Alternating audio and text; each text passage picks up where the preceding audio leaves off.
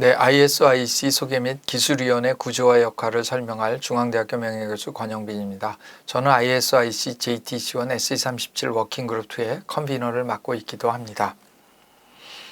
네, 발표드릴 내용은 이렇게 세 가지입니다. ISIC 기구 소개 및 멤버십 현황, ISIC 기술 및 분과위원회 구조 및 각 임원별 소개, ISIC 전문가 참여 방법, 이번에는 그 세 번째 파트인 ISIC 전문가 참여 방법을 설명드리도록 하겠습니다. 네, 참여 방법에 대해서 우선 생각을 해보겠습니다. 모든 국제의 참여는 국가 대표 기관을 통해서 이루어집니다. 그러니까 국가를 대표하는 기관이라는 게 아까 ISIC는 1개국 1회원제라고 그랬죠. 그래서 국내 대표 기관은 국가기술표준원이 되겠습니다. 국가기술표준원의 홈페이지 주소는 거기에 나와 있고요. 그래서 내가 국제표준화라든지 또는 국내 표준도 마찬가지입니다. 표준화를 시작하려면 국가기관, 내셔널 멤버 또는 내셔널 바디라고 부르는데요. 여기와 연락을 해야 됩니다. 그러니까 즉 국가기술표준원에 연락을 해서 그 현황을 알아보고 모든 사항을 파악해야겠죠. 그랬을 때 내가 전문가라고 판단이 되면 국가기관이 선발한 전문가를 ISO의 그 글로벌 디렉토리 GD라고 부르는데요. 거기에 등록을 해줍니다. 그러면은 내가 로그인 할 수 있는 아이디와 패스워드를 받게 돼 있습니다. 그래서 이제 국제적으로 또 활동을 시작할 수가 있고요. 그 밑에 있는 게 이제 ISO 포탈이라고 해서 거기서 활동할 수 있는 여러 가지의 그 화면을 보여드리고 있습니다. 그런데 우리나라는 전 세계에서 굉장히 유니크하게 표준을 전문성을 좀 더 기르자라고 해서 대부분은 국가기술표준원에서 관장을 하고 있지만 일부를 부처이관을 했습니다. 무슨 얘기냐면은 통신 관련되는 IT 기술이나 이런 것들의 일부는 그 과기정통부로, 그 다음에 뭐 식품 관련되는 거는 식약청으로 뭐 이런 식으로 몇 개의 국가기관으로 부처이관을 했고, 그 다음에 그 부처이관의 담당자들을 선정해서 교육을 하면서 표준화를 설명하고 있습니다. 그래서 많은 권한을 그쪽에 줬지만 최종 결정은 내셔널 바디인 국가기술표준원이 하는데요. 기본적인 투표라든지 진행 과정 이런 것들은 그쪽에서 맡아서 하고 국내 회의도 그쪽에서 하지만 나중에 어떤 크리티컬한 디시전이라든지 이럴 때는 캐치가 하도록 되어 있습니다. 그래서 여러분들 자체가 일단은 모든 것을 시작하려면은 국가기술표준원과 연락을 해서 시작해야 된다는 게 첫 번째 일이다라고 이해를 하시면 되겠습니다. 네, 그런데 국가기관과 연락해서 자기의 분야와 일치하거나 유사한 분야가 있으면 그걸 추천받아서 그쪽에서 활동을 하게 되는 게 되겠습니다. 그리고 그 다음에 이제 국제 활동을 하기 위해서는 ISO에 해당하는 기술위원회가 존재하는지 안 하는지를 확인해야 되겠습니다. 그래서 테크니컬 커미티가 자기가 그 활동하고자 하는 곳이 존재한다면 거기에서 활동을 하면 되겠죠. 그러면은 그거 하기 이전에 또 어떤 일을 했냐면 국내에는 그럼 위원회가 대응위원회라고 해서 미러 커미티라고 부르는데요. 이것이 존재하는가 이걸 확인을 해야 되겠습니다. 그래서 존재한다면 우선 그쪽 국내 해당 위원회가 어디 있는지를 국회의원으로부터 소개를 받아서 연락을 해가지고 국내 위원으로 등록을 하고 활동을 하도록 노력을 하고요. 만약에 ETC가 존재하지 않는다면 그러면 위원회 구성부터 착수해서 국제위원회를 만드는 노력을 할 수가 있습니다.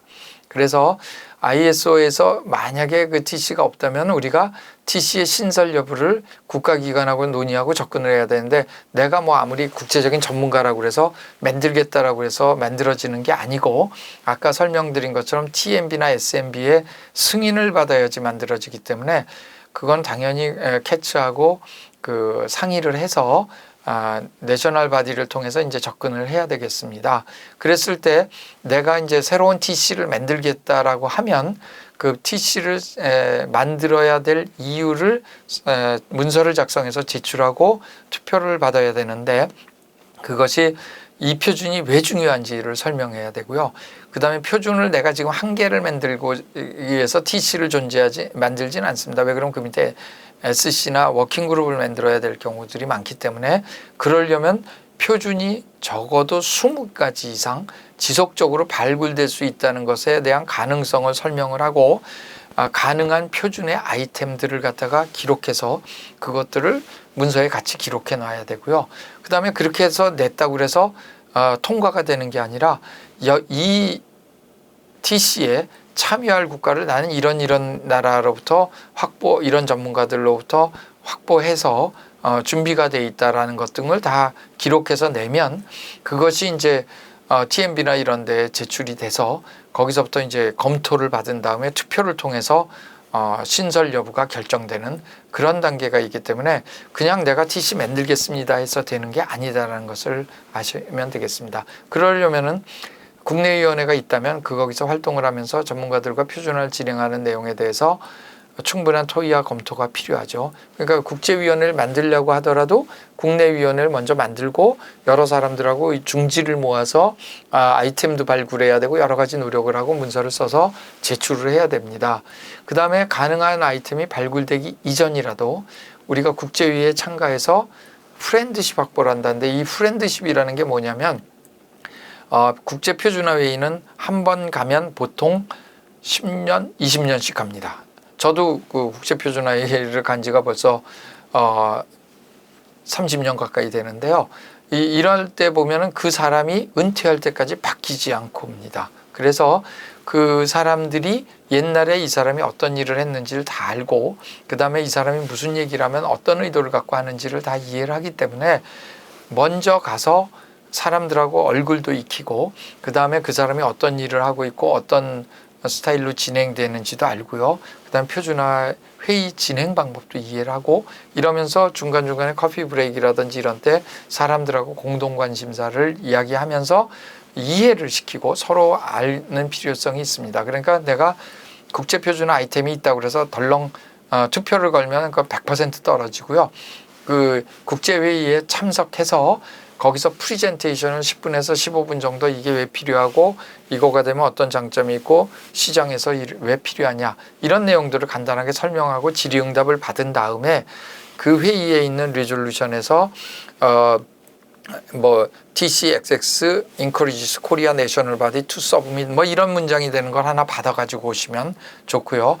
그런 걸 프리젠테이션 하기 위해서는 회의가 열리기 전에 있는 어젠다에 반드시 아이템으로 들어가서 프리젠테이션 오브 코리아 내셔널 바디 이런 식으로 되는 내용이 들어 있어야 됩니다. 그래서 그걸 통해서 여러분들이 그 상대편도 이 과제가 중요하다는 걸 이해를 해야지 투표에서 찬성을 해주기 때문에 그런 노력을 하는 게 필요해서 아이템이 발굴되고 무르익으면은 제일 가까운 총회에 참석해서 아니면 워킹그룹 회의에 참석해서 그와 같은 것들을 갖다 발표를 하고 이해를 시키는 노력을 해야 됩니다.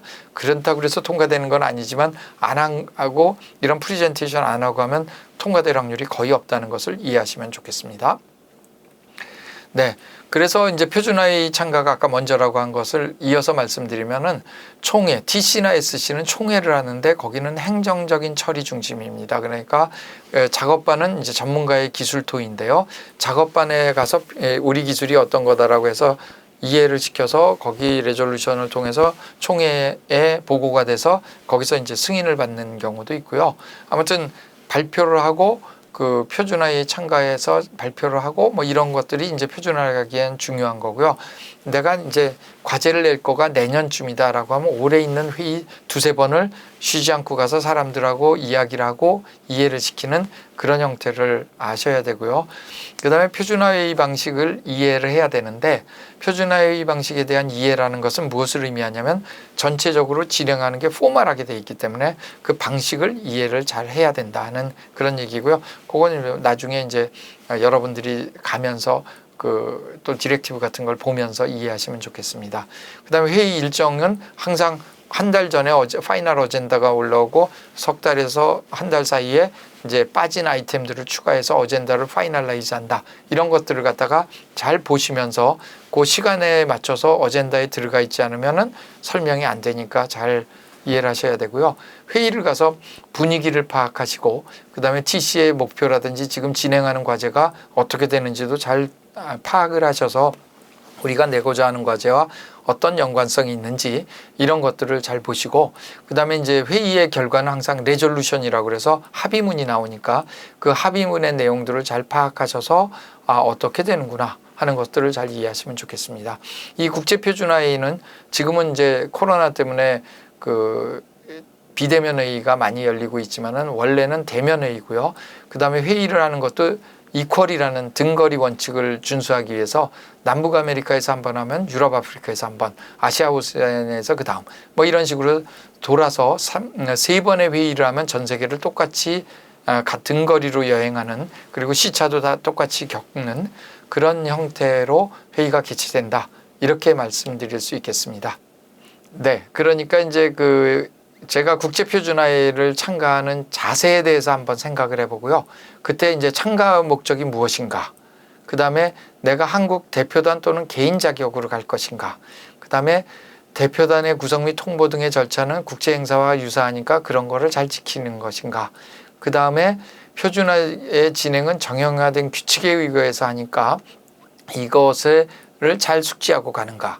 그 다음에 대표로서 활동을 할 때 상대편과 경쟁도 하지만 타협도 하고 그 다음에 프렌드십도 만들고 하는 이런 것들을 잘 이해하시면 좋겠습니다. 이것으로서 ISIC 전문가 참여 방법을 마치도록 하겠습니다. 감사합니다.